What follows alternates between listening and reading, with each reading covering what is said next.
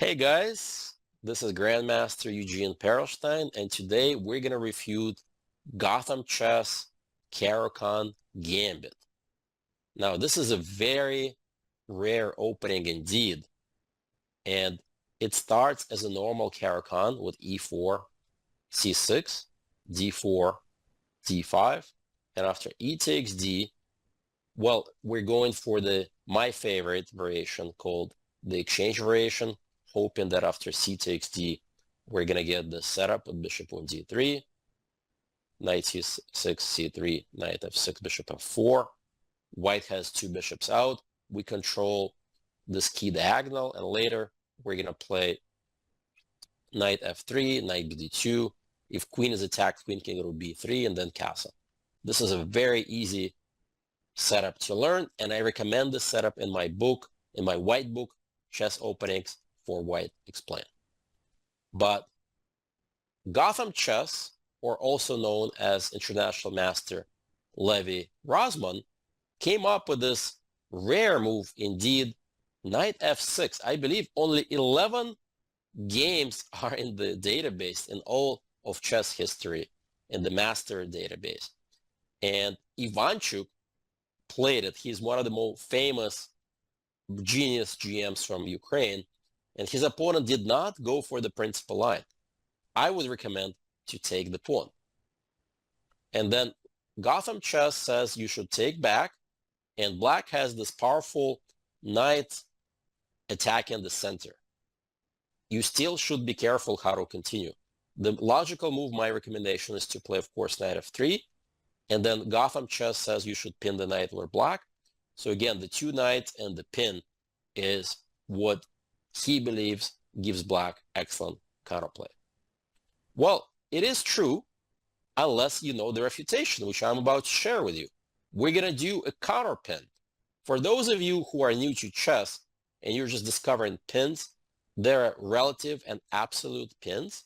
This is called an absolute pin. The knight can't move, and this is a relative pin. The knight can move, but it's not good for the knight to move because you lose the queen. So we are counteracting the pin. And then e5 is 𝐦𝐤𝐤𝐿's recommendation here. Obviously, we're not going to fall for the trap of grabbing another pawn and walking into this terrible, terrible pin ourselves. And then, of course, they're going to break the pin with check. And that's bad news, guys. Too many of black's pieces are in the game. Even though it's an endgame, our king has lost the right to castle, and we're really behind in development. So don't do this. Instead, I'm going to propose after e5, go for development ourselves. Simply play knight c3. First of all, you may notice that after e takes d, we simply don't mind to go for this trade after knight queen takes. Notice the knight cannot take the queen because, as I mentioned, this is an absolute pin. And we're pawn up, and we still have this pin going on that knight. We're going to castle. White is very comfortable here. But the critical line, you may wonder, is what if black puts the extra pressure on the f3 knight? This looks like bad news for us, right? We cannot break this pin easily, but I'm going to propose to you a very cool idea. We actually just ignore it and castle. What, you may wonder? You're giving up an entire piece right out of the opening, and later on, this pawn can take on g2 and hit the queen or on the bishop. Doesn't this feel like bad news? Well, be patient, guys, because I'm about to share with you how we're going to take advantage now of the absolute pin. We can start with this move d5 immediately, but first, I would actually recommend to throw in this intermezzo check, because why not? Bishop e7 and d5. This knight, believe it or not, is dead. He cannot move that knight. But what about that f takes g tempo move that we were talking about? Our queen is under attack. And now, guys, I've got a really cool idea for you guys. Believe it or not, this position was reached twice in Blitz on the big Lichess Blitz database by relatively strong players. Both players were above 2,200. And in both of these games, white failed to find the winning move. The move is not obvious, I have to tell you that, and you really have to think outside the box. It's a spectacular move. D takes c6, giving up the entire queen. What, you may wonder? You get your knight, but you give up the queen. That's not a good trade. And now, guys, the star move of the refutation. Remember we talked about the pin?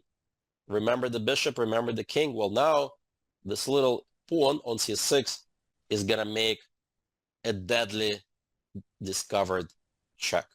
c7, check from the bishop, and also we are attacking the queen. Guess what? Black has nothing better to give up the queen with queen to d7. And at this point, you are realizing that black is in big trouble. So we're going to simply take on d1. The queen is going nowhere, right? We're putting extra pressure on that queen from the bishop and from the rook. And they finally take on b5, knight takes b5. Let's pause and count the material. Okay, white got all of their pieces back with dividends. We've got the pawn of the 7th rank. That's called an annoying pawn indeed. And we have ourselves a little idea to take rook takes and promote with check. So it is more or less required for black to get the second rook in the game by castling. And now we have easy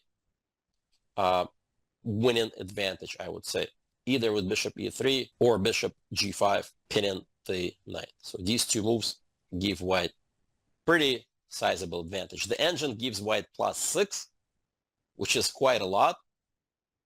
And the g2 pawn is going to be gone in the next move or two. White is up at least a pawn and maybe more. So let's review this one more time.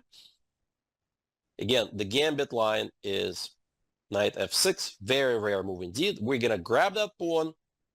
We're going to set up the knight f3, the absolute pin with bishop b5. e5, don't worry, continue with development. E takes d, I already mentioned, we just take with the queen.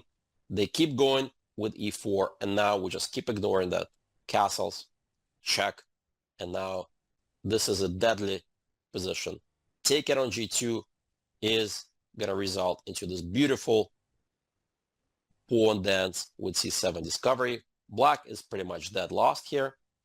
And you may wonder, okay, what if they don't take and let's say castle? I think this is the better try for black. But in this case, we simply grab the knight. We get our knight right back. And if you notice, after queen takes d1, this endgame after knight takes is big advantage for white with two huge threats on the bishop and the pawn. I prefer white already. Hey, check this video out to make sure that you get more important information to bring your chess to the next level.